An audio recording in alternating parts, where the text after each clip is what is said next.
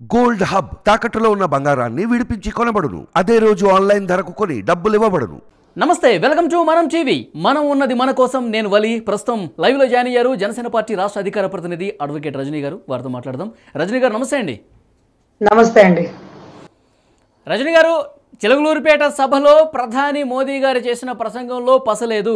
జగన్ గారి గురించి తీవ్రమైన వ్యాఖ్యలు చేయలేదు. ఇప్పుడు చంద్రబాబు గారు మోదీ గారిని ప్రస్తావిస్తూ ఆయన గొప్పతనాన్ని వివరిస్తే కనీసం ఒక్క మాట కూడా చంద్రబాబు గారి గురించి, పవన్ కళ్యాణ్ గురించి ఏదో ఈ పొత్తుకు సంబంధించి ఇలా ఉండబోతుందని చెప్పి ఒక భవిష్యత్తు నిర్దేశకుడుగా ఒక్క మాట చెప్పలేదని చెప్పి ఒక విమర్శ అయితే వస్తుంది ప్రధానంగా. ఏం చెప్తారు దీని మీద? చాలా వరకు అన్నారండి నరేంద్ర మోడీ గారు, ఇంట్లో ఇళ్ళలు వంటింట్లో ప్రియులాగా జగన్ గారితోనూ మీతోనూ దాగుడు మూతలు ఆడుతున్నారు అనేసి.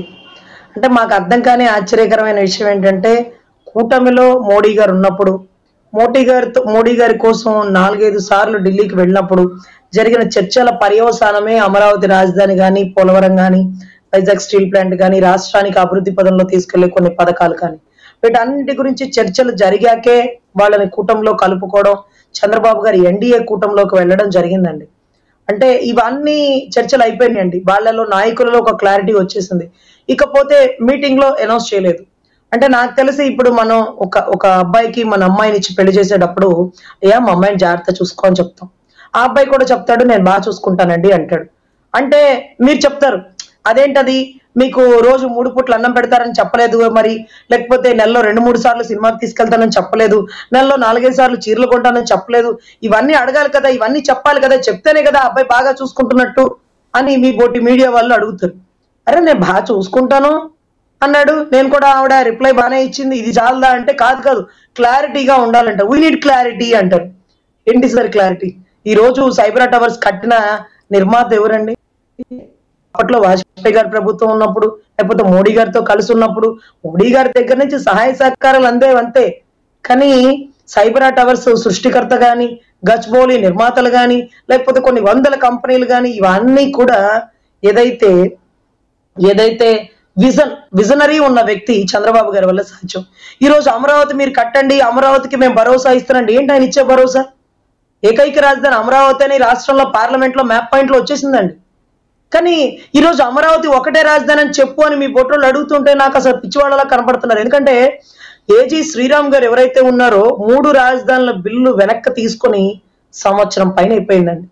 అంటే ఇప్పుడు 3 రాజధానులు లేదు, ఒక రాజధాని అమరావతి ఉంది. ఇది చెప్పకుండా బయట జనాల్ని మోసం చేస్తూ వైజాగ్ ఎగ్జిక్యూటివ్ క్యాపిటల్ అంటూ రియల్ ఎస్టేట్ పెంచేసినటువంటి జగన్మోహన్ రెడ్డి దండుపాలెం బ్యాచ్. వైజాగ్ లో ఎగ్జిక్యూటివ్ క్యాపిటల్ కడతాను. అసలు ఎగ్జిక్యూటివ్ క్యాపిటలే వైజాగ్ కాదు, ఒకే రాజధాని అమరావతి ఉంది. ఈ రోజుకి సభలో ఎందుకు క్లారిటీ ఇచ్చే ప్రయత్నం చేయలేదు? ఒకటే రాజధాని అని చెప్పి టీడీపీ, జనసేన మొదటి నుంచి చెప్తానే ఉన్నారు. కానీ మోదీ గారు వచ్చినటువంటి కీలక సభలో అది లేవనెత్తితే బాగుండేది కదా సార్. మోడీ గారు చెప్పడానికి ఆయన అమరావతి కాదు అని ఆయన గతంలో చెప్పారా? ఎక్కడైనా స్టేట్మెంట్ మీరు చూసారా? అమరావతి రాజధాని అని గంగా జలాలు తీసుకొచ్చి అక్కడ ఏదో పూజ చేసి, ఉద్దండరాయపాలెంలో ఏదో మట్టి తీసుకొచ్చి, రామేశ్వరం నుంచి ఇసుక తీసుకొచ్చి, ఇవన్నీ జరిగినటువంటి పరిస్థితి అండి. ఏ రోజైనా 4.5 సంవత్సరాలు 5 సంవత్సరాల్లో మోడీ గారు ఎప్పుడు అమరావతి కాదు రాజధాని, 3 రాజధానులు అనౌన్స్ చేస్తున్నానని ఆయన ఎప్పుడైనా చెప్పారా? ఈ రోజు అమరావతి రాజధాని అని చెప్పడానికి మీరు ఎందుకు అలా ఆలోచిస్తున్నారు? 3 రాజధానులను చించుకుంది మనోడు, 3 రాజధానులు పెడతానంది మనోడు. కర్నూలు న్యాయ రాజధాని అంట, కోర్టులో ముద్దాయిలో ఉండాల్సినోడు కోర్టు ఇక్కడ కాదు అక్కడ అని చెప్తున్న పరిస్థితి ఉంది. ఈ రోజు ఇంకా కూడా రాజధాని ఆయనే చెప్పాలంటే మీరు అసలు నాకు అర్థం కావట్లా. ఎప్పుడు ఆ బిల్లును వెనక్కి తీసుకున్న సంవత్సరం సమస్యల్లో ఉంది కాబట్టి, దీని కేంద్రంగానే రాజకీయాలు జరిగిన పరిస్థితి ఉంది కాబట్టి, సో ఒకటే రాజధాని గతంలో నేను ఇక్కడ శంకుస్థాపన చేశాను, అదే కంటిన్యూ అవుద్ది అని ఎందుకు చెప్పలేకపోయారండి?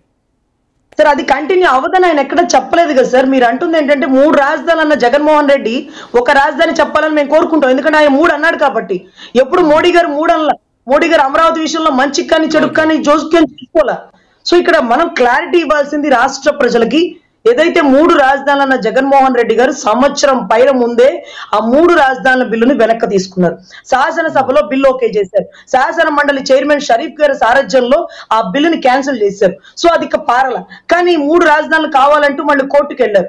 కోర్టుకు వెళ్తే కోర్టు కూడా స్టే ఇచ్చి 3 రాజధానులు కాదు ఒకటే రాజధాని, ముందు అమరావతి కట్టండి అంటూ ఇచ్చింది. 3 నెలల్లో 6 నెలల్లో నేను కట్టలేనంటూ మళ్ళీ సుప్రీంకోర్టుకు వెళ్ళారు. ఇంత గొప్ప డిస్కషన్ జరుగుతుంటే మన రాష్ట్రంలోనే మోడీ గారికి ఏం సంబంధం? ఆయన ఎవరు ఇవ్వడానికి రాజధాని? ఈ రోజు ఏకైక రాజధాని అమరావతి ఉంటుందండి. కేవలం వైసీపీని గద్దదించి రాష్ట్రానికి అండదండగా ఆయన ఉంటే చాలండి.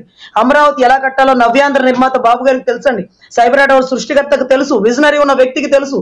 ఆయన భరోసా ఇచ్చి రాష్ట్రానికి మీ వెనకాల మేముంటాము అంటే చాలండి. అంతేగాని పోలవరం ఎవరు పూర్తి చేశారు? పోలవరానికి ఫండ్స్ సెంట్రల్ నుంచి రావచ్చండి. అవి ఎలా తెచ్చుకోవాలో బాబు గారికి తెలుసు కదండి. గతంలో పోలవరాన్ని మోదీ గారి ప్రసంగం విన్న తర్వాత మనసులోనేమో జగన్మోహన్ రెడ్డి గారు ఉన్నారు, బయట ఫిజికల్ గానేమో పవన్ కళ్యాణ్ గారు చంద్రబాబు గారు పక్కన కూర్చున్నట్టు కనిపిస్తున్నారు. కానీ ఆయన మనసు మాత్రం వైసీపీ దగ్గరే, జగన్ గారి దగ్గరే ఉందని ఇలాంటి చర్చ అయితే జరుగుతుంది. అందుకే అంత పసలేని ప్రసంగం జరిగింది అని, జగన్ గారి మీద అంత తీవ్రంగా విమర్శలు చేయలేదు అని దానికి అర్థం అదేనంట. ఏమంటారు సార్?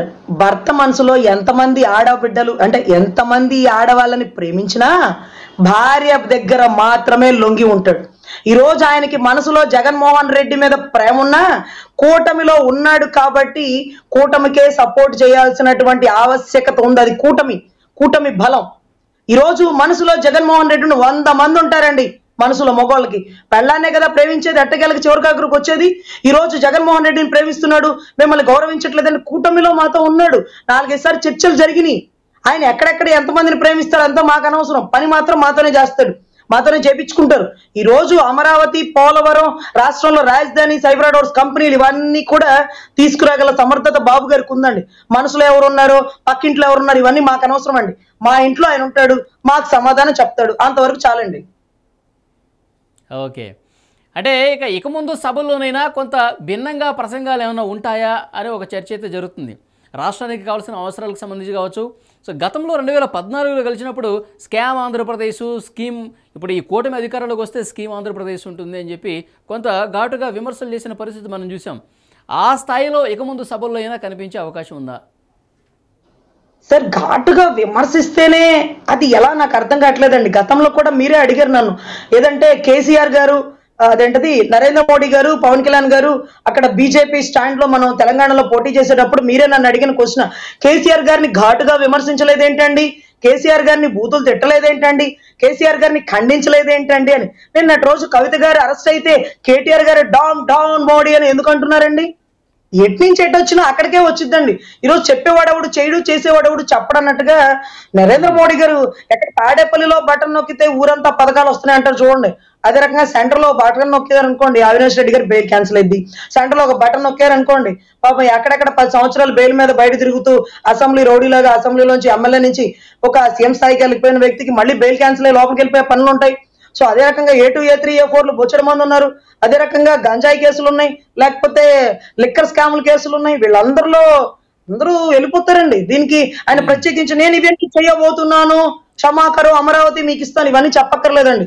మీకు అండదండగా నేను ఉంటాను అంటే దాని అర్థం అమరావతి, పోలవరం, వైజాగ్ స్టీల్ ప్లాంట్ లో నాయకుల మధ్య ఒక క్లారిటీ ఉంది కాబట్టి అదొక భరోసా వచ్చేసినట్టే. సో రాష్ట్రాన్ని అభివృద్ధి పదంలో తీసుకెళ్తాను, వైసీపీ విముక్తి ఆంధ్రప్రదేశ్ ని కల్పిస్తాను అన్నటువంటి పురంధేశ్వరి గారి స్టేట్మెంట్ కానీ దారి పొడిగినా మాకు అన్ని ఫ్లెక్సీలు అవే ఉంటాయండి. వైసీపీ విముక్తి ఆంధ్రప్రదేశ్ కల్పించడంలో మోడీ గారి ప్రభుత్వం కీలకం, బీజేపీ పాత్ర కీలకంగా ఉంటుందని. ఇంకా మాకు అర్థం అవ్వాల్సిన పనేం లేదండి. అర్థం అవ్వాల్సిన వాళ్ళకి బాగా అర్థమైపోయింది. ముగ్గురు కలిసి వచ్చారు, ఇక వారు వన్ సైడేనండి. వాళ్ళకి ఏం చేయాలో ఆడలేక మధ్యలో జరువై మీటింగులు క్యాన్సిల్ చేసి లేకపోతే మీటింగ్ లో సభల్లో ఏదో విధ్వంసం చేయాలని సృష్టిస్తున్నటువంటి ఆ సృష్టికర్తలకి ఇక ముగ్గురు త్రిమూర్తులు కలిసి వస్తున్నారన్న విషయం తెలిసి ఓటమి వాళ్ళ కళ్ళ ముందే కనపడుతుందండి. ఈ రోజు కూటమిదే విజయం అని ఒక స్టేట్మెంట్ వచ్చిందండి. పీఠమిదే ఈ పీఠమిదే గెలుపు అని కూడా వచ్చిందండి. అంటే ఈ రోజు ముగ్గురు కలిసిన పీఠమిదే గెలుపు, కూటమిదే విజయం, ఇలా కొన్ని స్టేట్మెంట్స్ తో ముందుకు వెళ్తున్నటువంటి అధినాయకులు ఈ రోజు రాష్ట్రాన్ని డెవలప్ చేస్తాము, మీ రాష్ట్రం దగ్గర నేను ఉంటాను, మళ్ళీ కేంద్రంలో మరొకసారి మోడీ, రాష్ట్రంలో మరొకసారి ఇంకొకసారి చంద్రబాబు గారి ఆధ్వర్యంలో నడుస్తుంది ప్రభుత్వం అంటూ ఇచ్చిన కొన్ని స్టేట్మెంట్లు ఆల్మోస్ట్ భరోసానండి. ఇక మీరు అది మాట్లాడలేదు, ఇది ఇదే ఫస్ట్ మీటింగ్. పోను మీలాంటి వాళ్ళ కోసం మీటింగ్ లో కొంత పస ఉండేలాగా కొన్ని స్టేట్మెంట్లు ఇవ్వమని చెప్తాంలేండి. Thank you very much Rajini గారు. నమస్తే.